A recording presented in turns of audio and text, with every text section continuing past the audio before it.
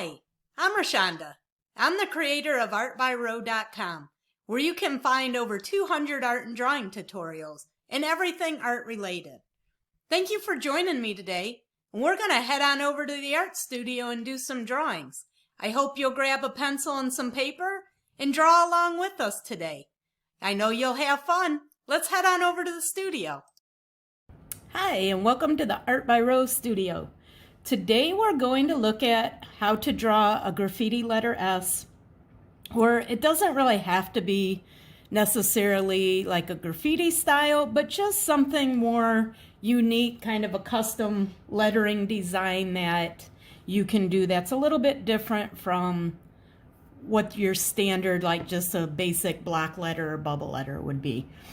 And what I want to show you is a process that I use for coming up with my own designs, or to come up with something a little bit different, to kind of push myself a little bit and to try doing something more creative. For most of us, I don't think there's too many artists out there whose desire is to be able to copy other people's work really well. That's not usually something that anybody really wants to do.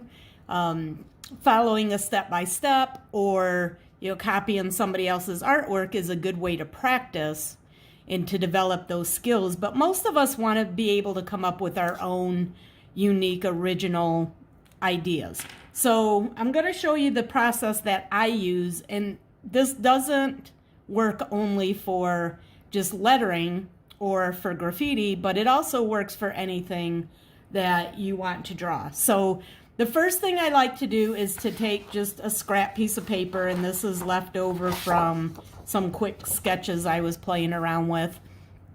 And it doesn't matter what it is. This could be on like lined notebook paper. This could be in a sketchbook. It doesn't really matter. So just grab something. It could even be something that is printed text. It could be on a newspaper for all I care. It doesn't really matter.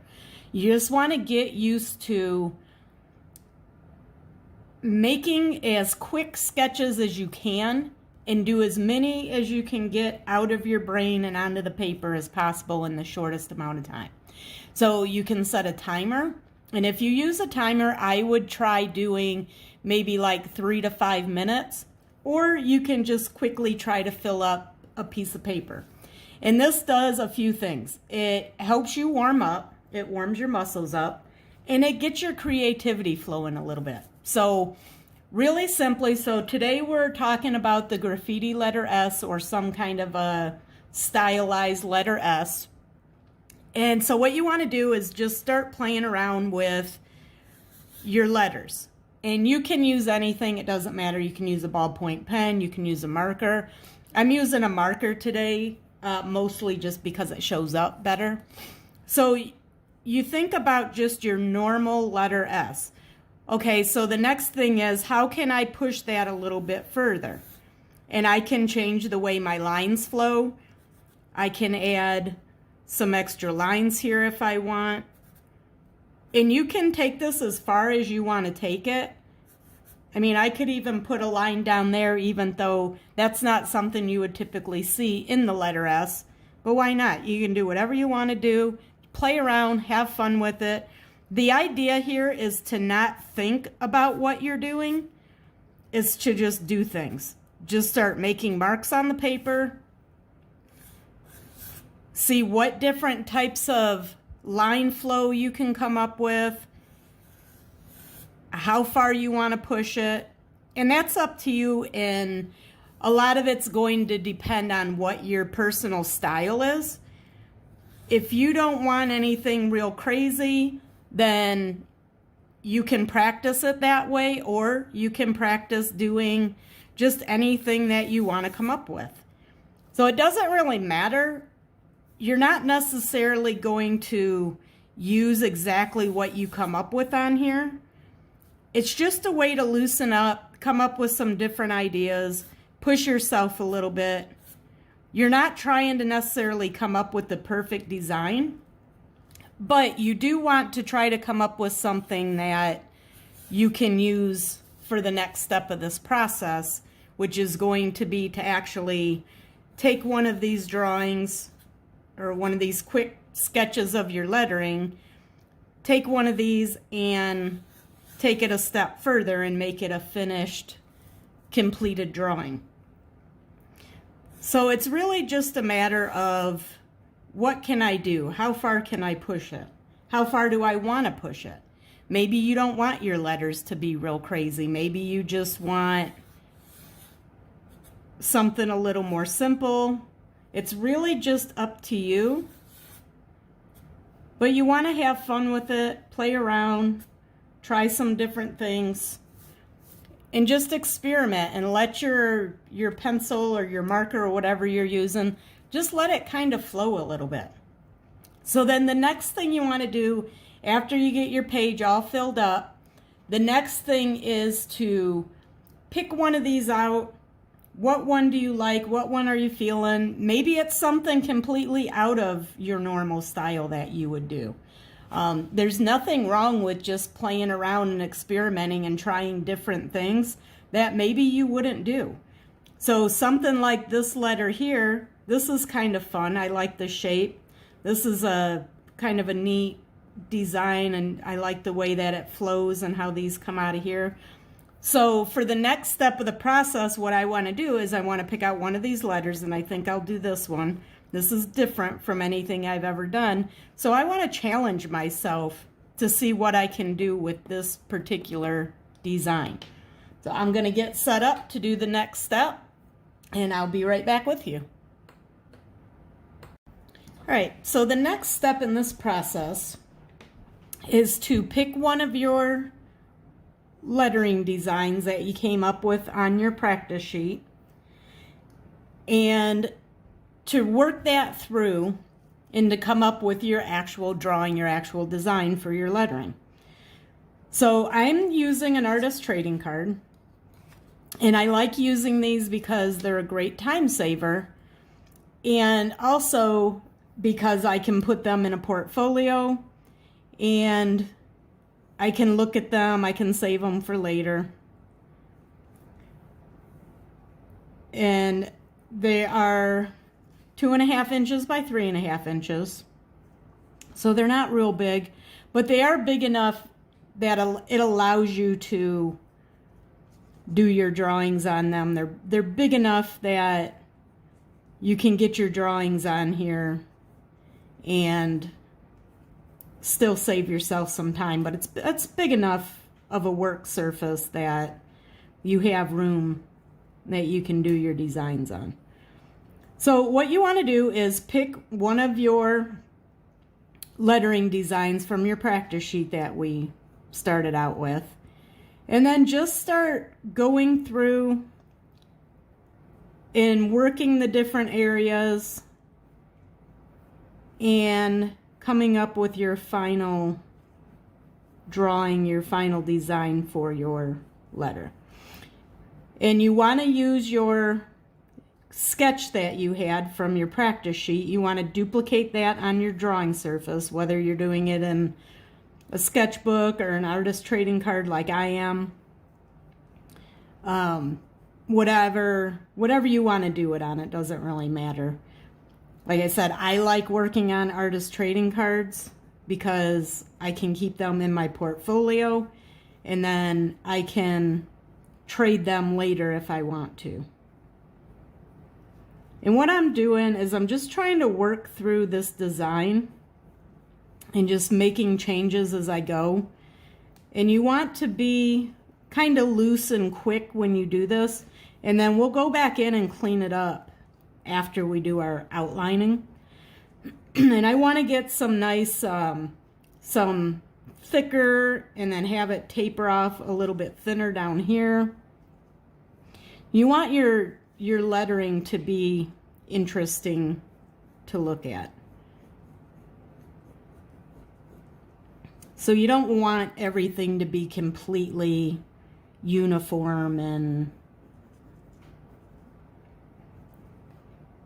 consistent all the way through. I mean, you can if that's the style you're going through, going for rather.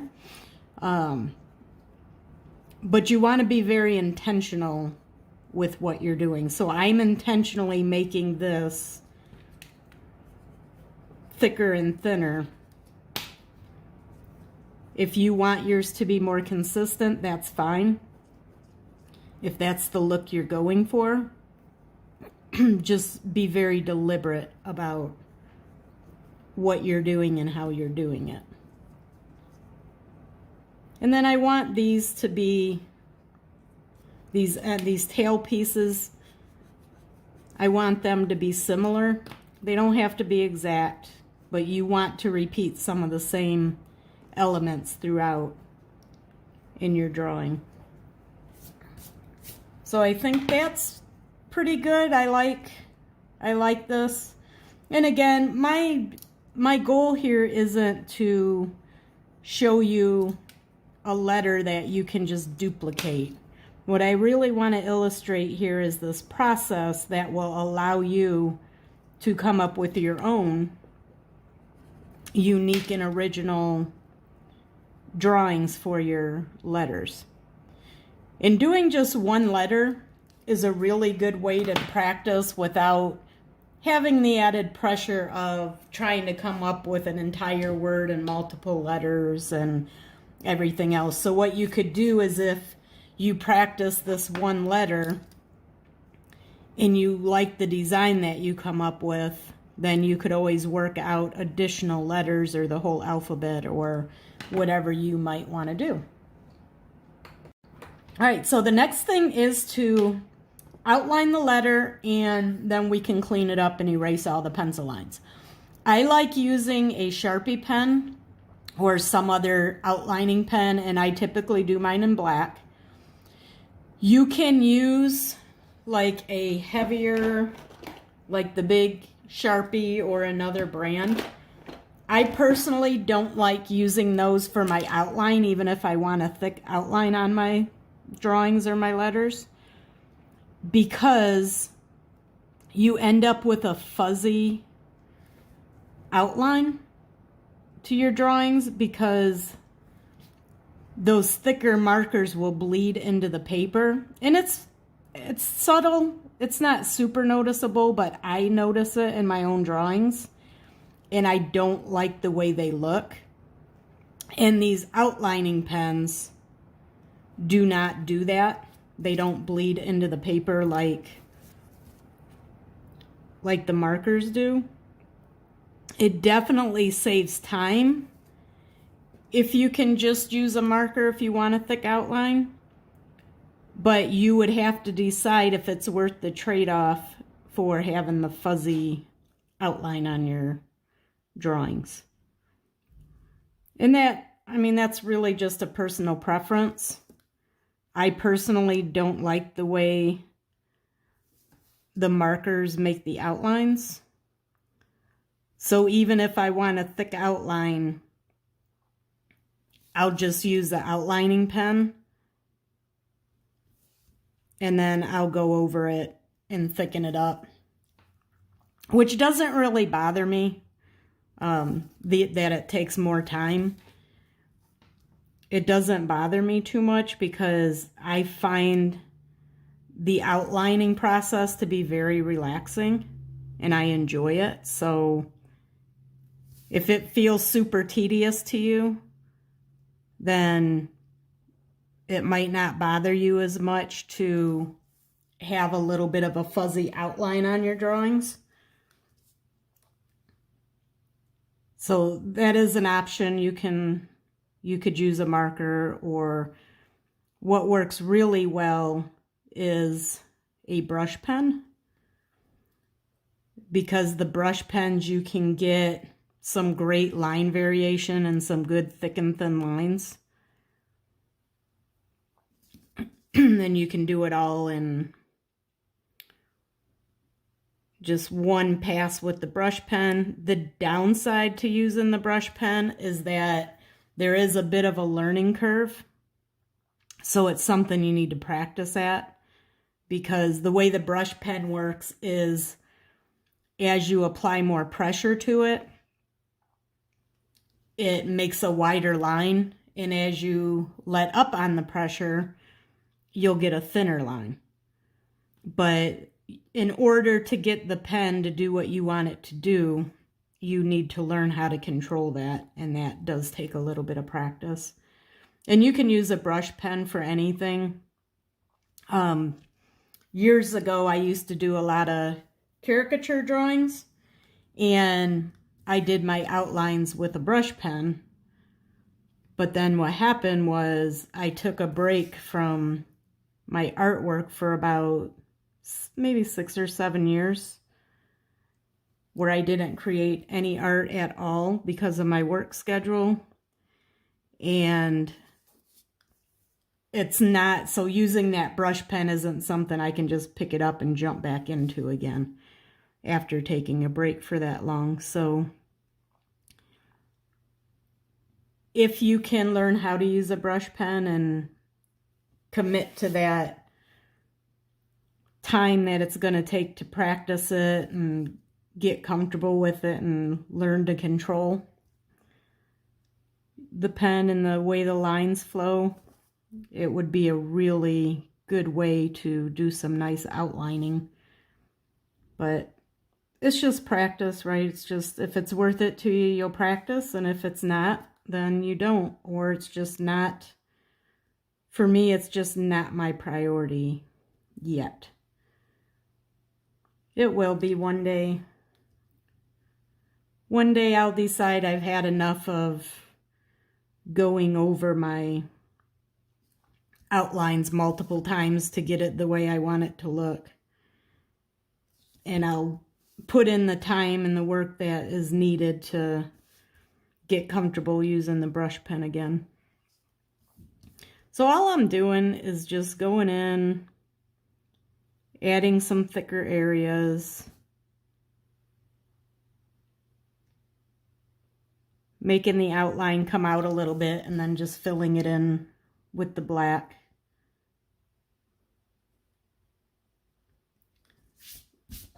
Because I don't want my outline to be consistent all the way around. I want there to be some areas where it's thicker and other areas where it's thinner. Like I said, if you're using a brush pen, you can do this all at once. But you have to have the practice to be able to control it, which is just practice. Everything we learn in art is just a matter of practicing. So I think that's good for the outline. I'm satisfied with that. So now I'm going to take my big eraser. So I usually use, I have my favorite supplies that I like to use.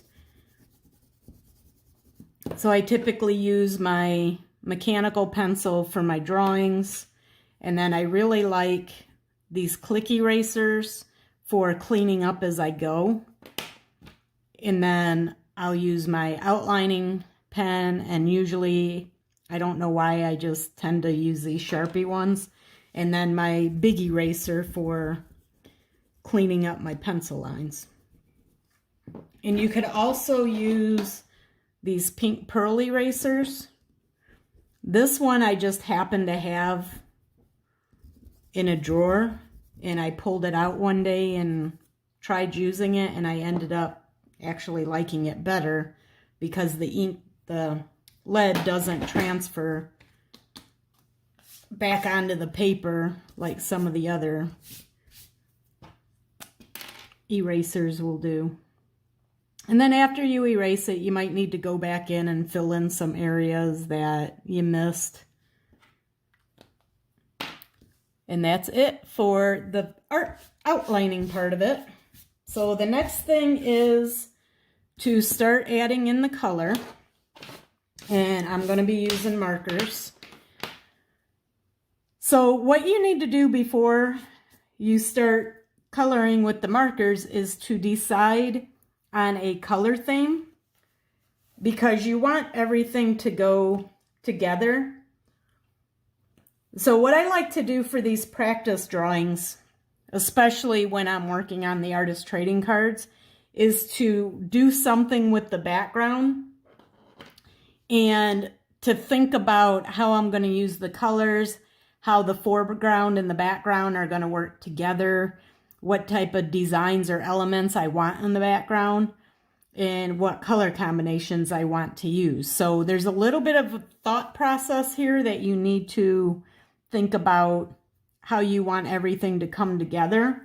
And that's one of the things that I like about doing these artist trading cards and practicing the lettering this way, is because you can develop some different ideas for your designs and your color combinations. And maybe if you want to add some different line work or something inside the lettering, there's a lot of different things you can do. And this is a really good way to quickly work through those ideas for your designs and to practice and experiment a little bit. So I'm going to pause the camera for a minute and I'm going to go grab some colors to use, and then I will be right back with you. All right, so I decided to go with blue and orange. Blue and orange are color complements, so I know they go together. So what I want to do is use blue for my letter, and then I'm going to do something in the background, and I'm going to use orange for the background colors. And what you can do is you can make like a fade to your letters. You can have them blend from one color to another and have some lights and darks. So what I like to do is to blend the colors together so that they have a smoother transition. And what I do is I practice on these little scrap pieces of paper that are left over from when I cut my artist trading cards. I cut out my own artist trading cards, so what I do is take a sheet of cardstock and I cut them down to the size I want them to be, the 2.5 by 3.5 inches. And then there's some of that scrap left over, and I just save them and I use them for experimenting with different color combinations and seeing how they blend together. And as long as you're using alcohol-based markers, you'll be able to blend your colors together. You need to make sure you're working while the marker is still wet before the alcohol evaporates. And you can use different brands. You don't have to use all the same brands. So like I'm using these Bic markers right now, but if I wanted to use another brand with the Bic marker, I can. And they do make colorless blenders that you can use to blend your colors together. The way that I work with my markers is that I just use whatever the lighter color is, and I go back over where the two colors come together, and then I just blend them out. You can see it makes a smooth transition there. So I think that's all I'm going to do for the letter itself.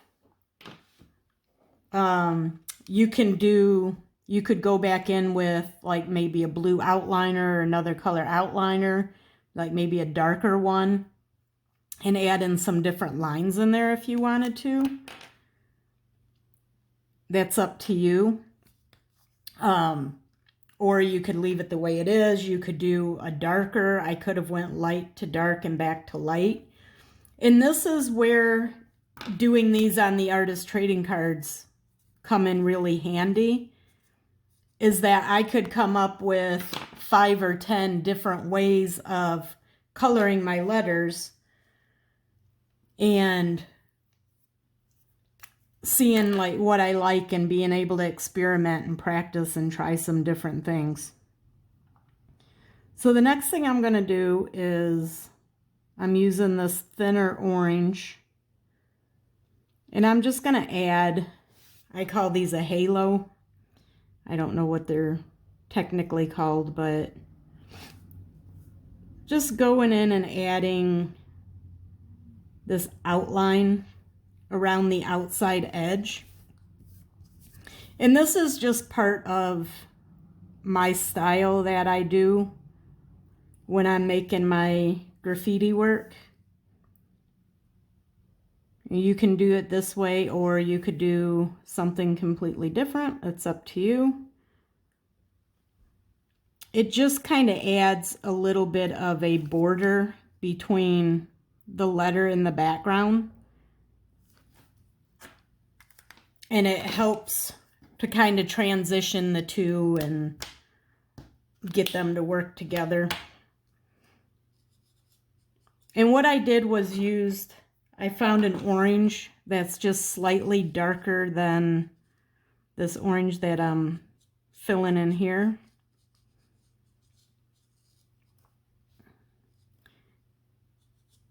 And then I'm just going to go around, fill this in. And again, this is just one way that you can do this. The best thing to do, and which is why I'm showing you just this one letter today, is that following this process is a really great way to quickly come up with some different ideas and to experiment and try new things. And since the artist trading cards, you don't have to use artist trading cards. The idea is just to work small. I like using the artist trading cards because I do go into the groups and trade them periodically. So by doing my drawings on artist trading cards, I already have a supply of cards to trade when I'm ready. I don't have to come up with new designs and new cards just for the purpose of trading. I already have them already done up. I just go through, I find ones that I'm ready to get rid of or I'm willing to get rid of, and then I go ahead and I trade those. But it's a good way just to practice and try some different things. You could take one lettering style and keep playing with it over and over again and just see what type of different designs you can come up with. So from here, I have a lot of different options for my background. And I could leave it the way it is. I could keep working on some different designs. I could do something geometric and abstract. I could just come up with some random ideas for different things. And the idea here is just to try something different. Come up with some ideas, try to push yourself a little bit. And you don't necessarily have to have everything be a huge success. Like I've mentioned before, sometimes your failures teach you more than your successes do. And it's just about trying some different things out, playing around with some ideas, trying to figure out what you like, what you don't like. But I hear a lot where somebody will say, well, I don't know how to come up with my own ideas. And chances are, if you don't know how to come up with your own ideas, it's because you're afraid of failing or not being successful or doing your artwork and then not liking how it turns out. But you have to get past that fear of failure and having things not turn out exactly the way you want them if you want to get to the point where you can come up with some good, unique designs and come up with your own ideas. And there's nothing wrong with doing this step by steps and following along with what somebody else is doing. There's nothing wrong with that. That's a great way to learn and develop your skills. But as artists, where a lot of the frustration seems to come in is not being able to come up with your own original ideas, and either because you don't feel like you're very creative or you get bored following the step-by-steps, which I know I do. If I draw something, I get really bored with it. But what I like to do is I like finding a simple step-by-step tutorial for drawing something and then seeing how many times I can change it and come up with something different and unique and original. It's a really good creativity exercise to do that. And it's a lot more satisfying than just following step-by-steps, because what happens is you do that first tutorial, you do your first step-by-step drawing, and you follow along and you create the same drawing that the person demonstrating does, but then it's like, okay, now what? Like, for the most part, you almost can't even share it online with anybody, because if it's a popular step-by-step, then everybody already knows that it's just a copy from somebody else's. So most of the time people don't really care that you were able to copy something. So I know if you would go online and put it out there for everybody to see, it's like, oh, hey, look at how good I copied this step-by-step. I'm good at following instructions and doing the same thing they did. But it's like you don't really get much personal satisfaction, and most of the time you're not going to get too many people that are going to get excited about it. Which, and I'm not saying you're doing this, but oftentimes I think when people are learning how to do something and you do your drawings, and especially the way the world is today, everything gets posted on social media. And I think oftentimes that causes more discouragement, because you might post your work in a social media group, and oftentimes you don't get the response that you're hoping to get, thinking that it's going to boost your confidence up a little bit. And then what usually ends up happening is the opposite, because either people don't really respond at all, or maybe they respond negatively. And if you've ever posted anything on social media, then you already know you could have 50 positive comments and one negative, and it's that negative comment that's gonna stick with you and really weigh you down and discourage you. That's just the way our brains work. The negative always has more weight to it than the positive is, which is not fun, but it's just how the world is and how it works. So all this to say, if you're finding a process that you can use to come up with your own original and unique designs, then you at least have that to hold on to, and it's not just about how well you can copy what somebody else is doing. So what I'm thinking I would want to do with this one, I don't like that there's not much contrast in the background. So as I'm looking at it, I'm thinking maybe I would want to outline some of this in black.